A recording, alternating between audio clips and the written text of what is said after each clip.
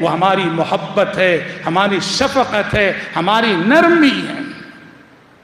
تعلیم و تربیت کے بعد جہاں یہ نرم مزاجی ہمیں سب سے زیادہ مطلوب ہے، یہ دعوت و تبلیغ کا میدان ہے۔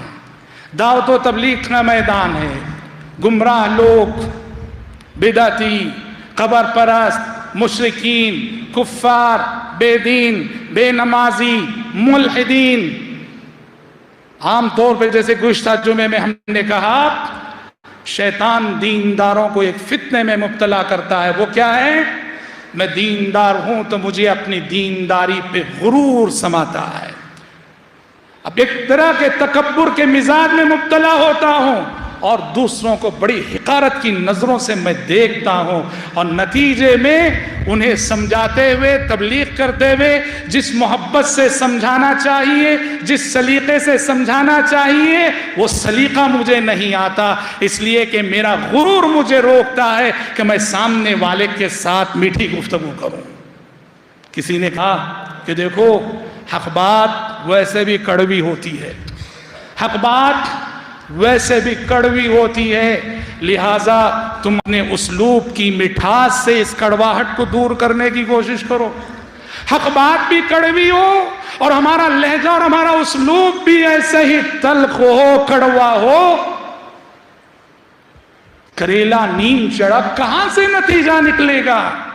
یاد رکھو، ہمارا حریف، ہمارا مدعو جس کی اصلاح کی ہم کوشش کرتے ہیں، وہ کتنا زیادہ گمراہ کیوں نہ ہو، نرم گفتگو، نرم لہجہ، نرم اسلوب اس کا حق ہے کہ پہلے ہم اسے نرمی سے سمجھائیں۔ ارے اس سے بڑی بات کیا ہے؟ فرعون سے بڑا ظالم کون؟ فرعون سے بڑا متکبر کون؟ فرعون سے بڑا مغرور کون ہو سکتا ہے؟ فرعون سے بڑا کافر کون ہو سکتا ہے؟ فرعون سے بڑا گمراہ کون ہو سکتا ہے؟ فرعون سے بڑا مغرور کون ہو سکتا ہے؟ دعوت و تبلیغ کی جب بات آتی ہے، یہ فرعون بھی نرمی کا حق رکھتا ہے۔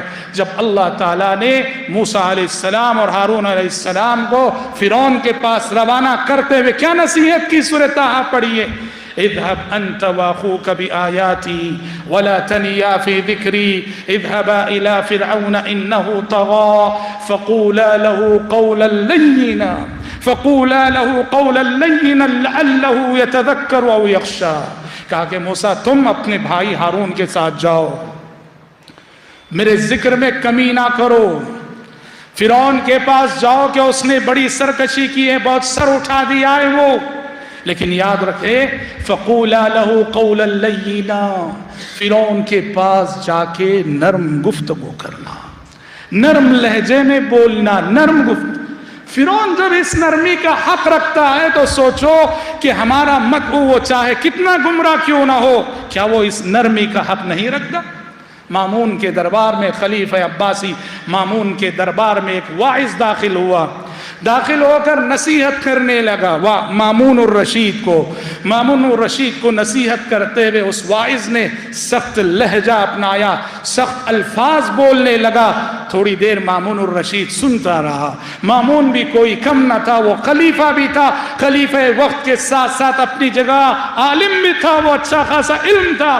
تھوڑی دیر مامون نے اس کی گفتگو سنی اس واعظ کی، اس کے بعد اس واعظ کو واعظ کرتے ہوئے کہا کہ مولانا ذرا نرم لہجہ اپنائیے، اپنے اندر نرمی پیدا کیجئے، اللہ نے آپ سے بہتر شخصیت کو مجھ سے برے انسان کے پاس بھیجا تھا، آپ سے بہتر شخصیت کو مجھ سے زیادہ برے انسان کے پاس بھیجا تھا، تو کہا تھا کہ اس کے پاس جا کے نرم لہجے میں بات کرنا۔ نہیں معلوم کہ موسیٰ و ہارون علیہ السلام کو فرعون کے پاس بھیجتے ہوئے اللہ نے کیا نصیحت فرمائی تھی؟ نہ تم موسیٰ ہو نہ میں فرعون ہوں، لہجے میں نرمی اپناؤ۔ آپ قرآن مجید پڑھتے